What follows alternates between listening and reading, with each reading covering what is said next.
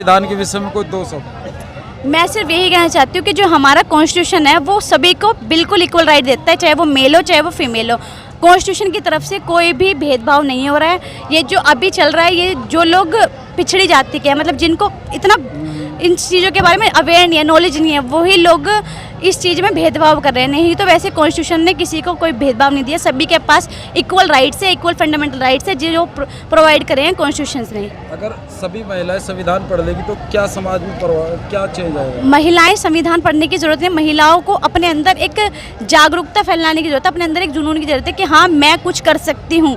अगर वो हर महिलाएं सोच ले कि हाँ मैं कुछ कर सकती हूँ तो हर कोई कर सकता है, क्योंकि इंडिया में पिछड़ा कितना भी आप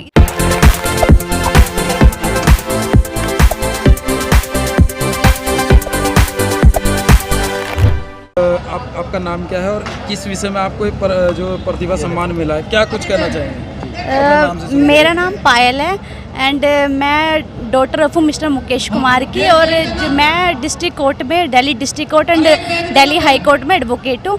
एंड जो ये सम्मान मिला है ये सभी के लिए बड़े गर्व की बात होती है। सम्मान मिलना सबसे पहले तो सभी के पेरेंट्स के लिए बड़े गर्व की बात होती है कि उनके बच्चों को ऐसे सम्मान करा जाए, ऐसे उनको पुरस्कार दिया जाए। और बच्चों के लिए तो होती ही है क्योंकि वो मेहनत करते हैं।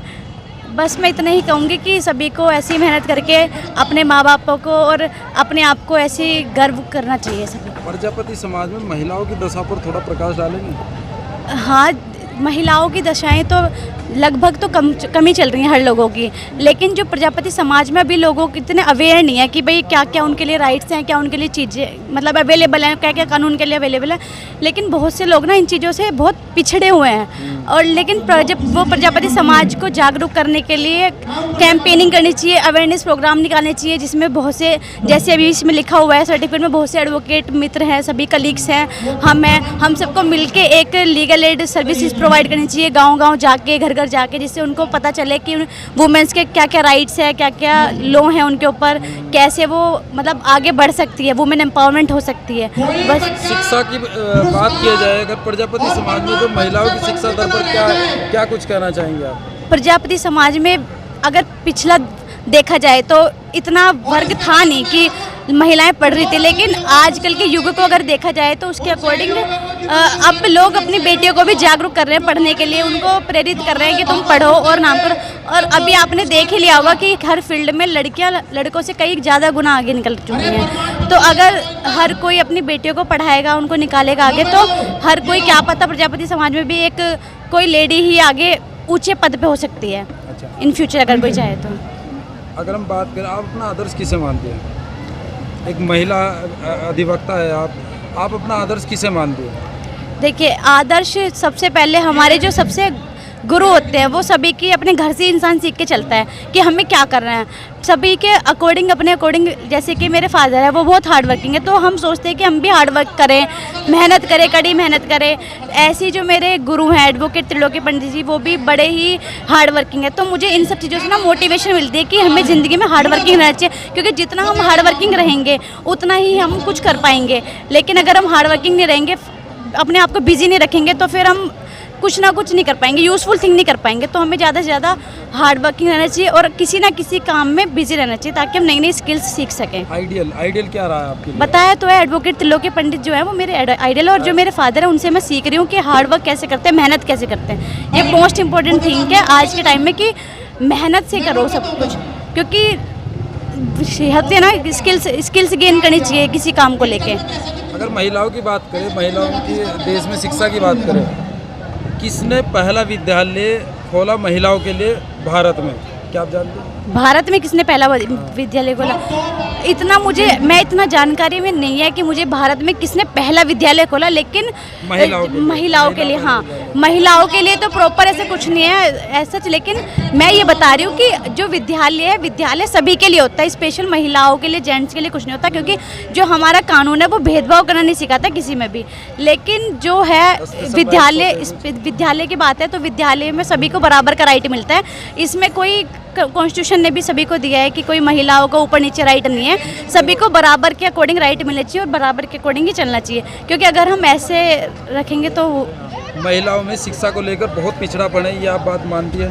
ये तो कई जगह से देखा जाता है कि किसने इसमें पहल की, किसी काम में किसने पहल की, उस चीज़ को प्रायोरिटी दे जाए। जैसे भारत में मान लीजिए किसी ने कोई काम में स्टार्टिंग की, हाँ, मैं बता रही हूँ कि मैं इतना अवेयर नहीं हूँ कि किसने पहला स्कूल खोला या विद्यालय खोला, इसका मुझे इतनी नॉलेज नहीं है। लेकिन मैं ये बता रही हूँ कि हमेशा हमें पहल तो करनी ही चाहिए लेडीज़ को पढ़ाने की, वुमेन्स को पढ़ाने की, जिससे वुमेन एम्पावरमेंट फैलता है। प्रजापति समाज में तो अभी थोड़ा कम है वुमेन एम्पावरमेंट, क्योंकि मोस्टली लोग पढ़ाने को लेके पिछड़े हुए हैं। लेकिन बाकी अदर कास्ट देखे जाए तो उसमें महिलाएं कुछ ज़्यादा ही आगे बढ़ चुकी हैं, और प्रजापति की वुमेन अभी भी कहीं ना कहीं बहुत पीछे हैं, बहुत ज़्यादा ही पीछे हैं इस चीज़ को लेके। क्या कुछ कहना चाहेगी जो महिलाएं हमारी इस वीडियो को देख रही है? मैं सिर्फ यही कहना चाहती हूँ कि ज़्यादा से ज़्यादा समय अपना, ये नहीं कि आप काम पे भी लगाइए, लेकिन इसका मतलब ये नहीं है कि आप पढ़ाई नहीं करें। पढ़ाई पे भी मेन फोकस होना चाहिए।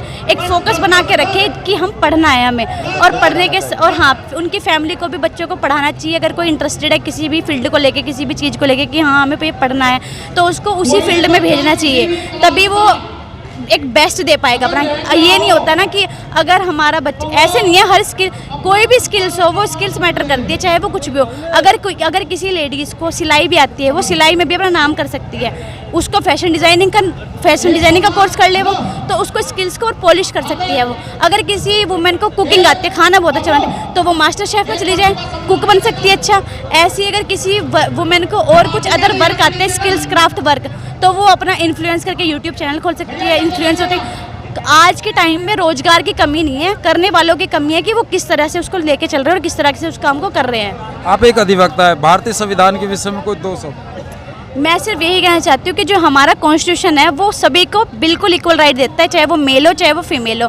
कॉन्स्टिट्यूशन की तरफ से कोई भी भेदभाव नहीं हो रहा है। ये जो अभी चल रहा है, ये जो लोग पिछड़ी जाति के हैं, मतलब जिनको इतना इन चीज़ों के बारे में अवेयर नहीं है, नॉलेज नहीं है, वही लोग इस चीज़ में भेदभाव कर रहे हैं। नहीं तो वैसे कॉन्स्टिट्यूशन ने किसी को कोई भेदभाव नहीं दिया, सभी के पास इक्वल राइट्स है, इक्वल फंडामेंटल राइट्स है जो प्रोवाइड करे हैं कॉन्स्टिट्यूशन ने। अगर सभी महिलाएं संविधान पढ़ लेगी तो क्या समाज में क्या चेंज आएगा? महिलाएं संविधान पढ़ने की ज़रूरत है। महिलाओं को अपने अंदर एक जागरूकता फैलाने की ज़रूरत है, अपने अंदर एक जुनून की ज़रूरत है कि हाँ मैं कुछ कर सकती हूँ। अगर वो हर महिलाएं सोच ले कि हाँ मैं कुछ कर सकती हूँ, तो हर कोई कर सकता है। क्योंकि इंडिया में पिछड़ा कितना भी आप इतिहास उठाकर देख लो, जब भी किसी नारी ने कुछ करने का सोचा है तो उसने करके ही दिखाया है। सबसे पहली जो वुमेन थी वो भी कल्पना चावला ही थी, जो चांद पर गई थी। ये नहीं है कि वुमेन हर चीज़ में पीछे है, लेकिन ये है लोग अवेयर नहीं होते उस चीज़ के कि हमें क्या करना है, बस उनको अवेयर कराने की ज़रूरत है।